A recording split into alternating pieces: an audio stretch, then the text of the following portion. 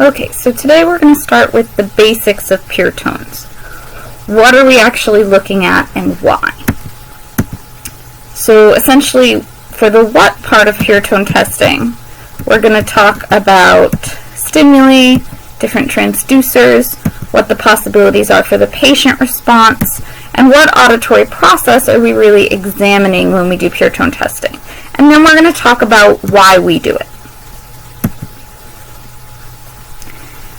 Pure tone stimuli are typically single frequency sine waves. So they are really the simplest acoustic signal that is available to us. They are a clean, single frequency, incredibly frequency specific signal.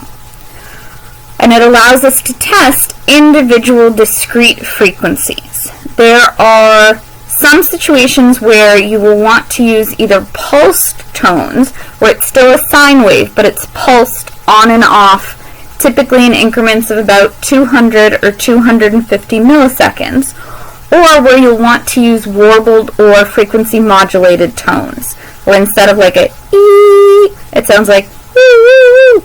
And the frequency modulated tones have to be used when you're testing in the sound field, because of standing waves, which we will look at in class next week. Standing waves, essentially, when you're using the speakers are really only calibrated for one spot in the dead center of the booth in terms of intensity. And at other spots around the booth, you can run into standing waves, which are what happens when sound bounces off the wall of the booth and then back into another version of the same sine wave. So you end up with hot spots where the sound is louder than it should be and cold spots where you can't hear the sound at all. Warble tones get rid of standing waves.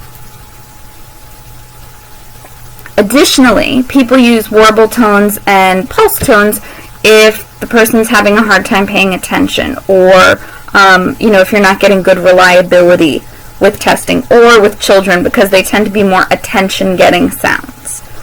We typically test pure tones in octave bands from 250 to 8,000 hertz. So 250, 500, 1,000, 2,000, 4,000, 8,000, with interoctaves when needed.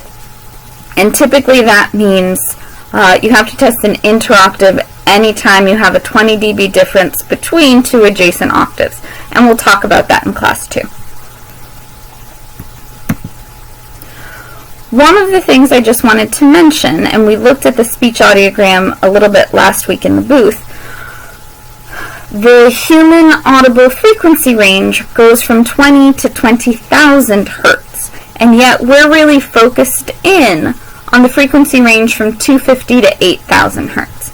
And that's because that's where human hearing sensitivity is greatest, and it's also where the majority of the important speech sounds fall. So looking at the speech audiogram, you can see most of the consonant sounds tend to be louder and lower frequency, and consonant sounds tend to be much softer and higher frequency sounds.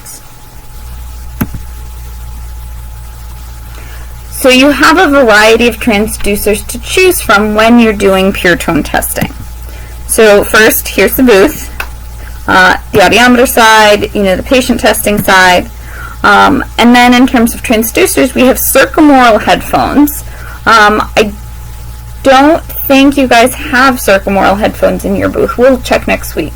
But circumaural headphones are sort of the big earmuff type phones that have the foam pad that goes all the way around the ear. Supraaural headphones they look like this. They just sit on the outside of the pinna. Inserts look like squishy earplugs.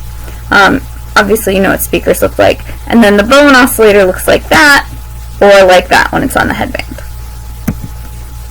We're going to talk about things like headphone and insert placement and bone oscillator placement in class next week.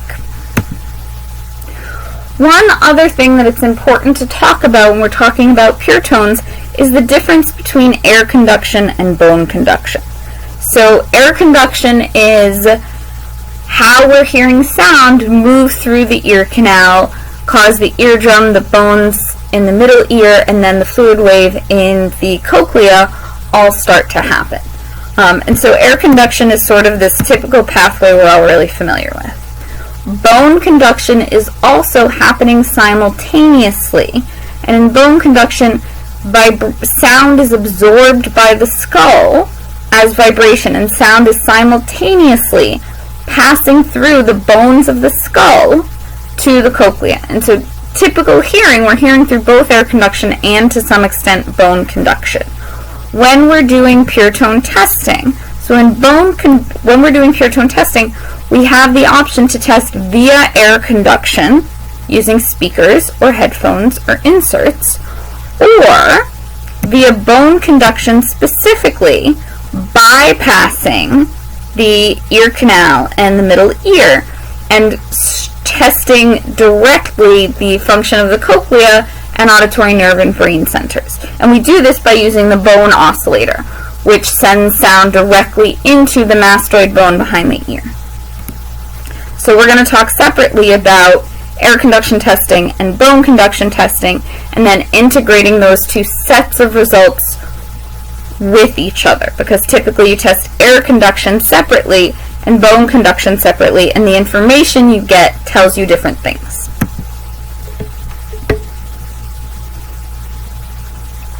In pure tone testing, the patient task is really to let the audiologist know they heard a tone, and any reliable way that they will do that works.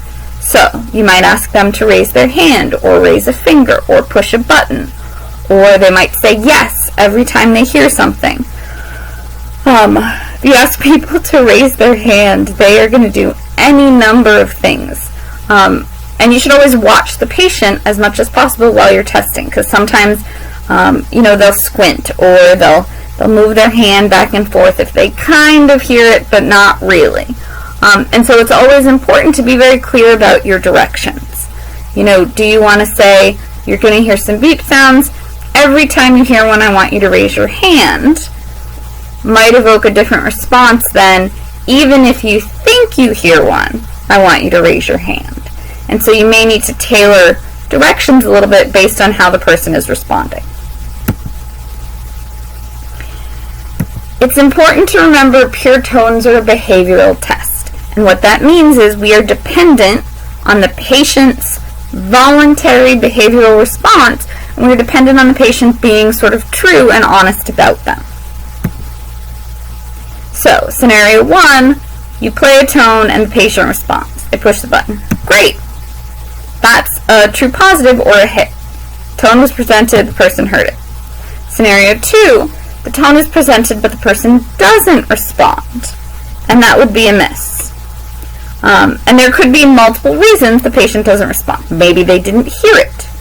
Maybe they did hear it, but they are not paying attention, or they didn't understand the directions, or they're trying to exaggerate their hearing loss for whatever reason. Scenario number 3, you haven't pushed the button, you're not presenting a tone, and the patient puts their hand up anyway, and this is a false positive. Obviously, what we're going for is a true positive, which in future slides is going to be denoted with a check mark. And we don't like the miss, and we don't like the false positive response. Those both mean we have to change something. We have to increase intensity, we have to re-instruct the patient, something is going on.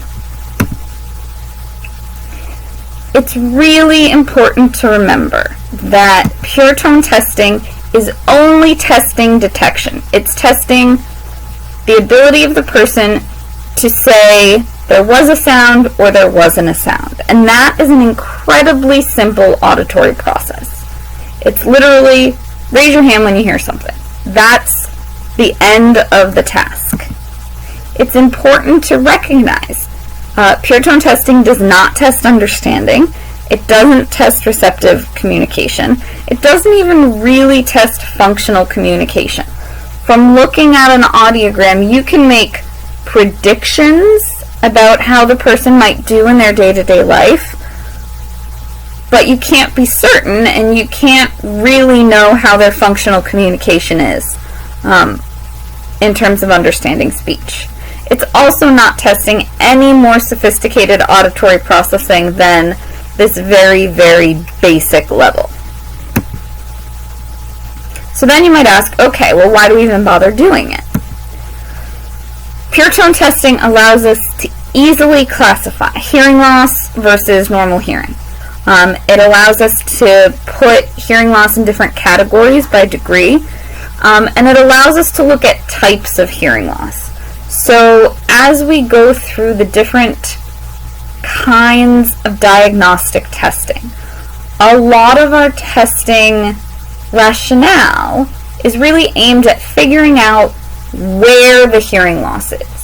So hearing loss at its root is a loss of function or a loss of energy or loss of efficiency somewhere in the auditory pathway. As an example, somebody has a complete cerumen blockage in their ear.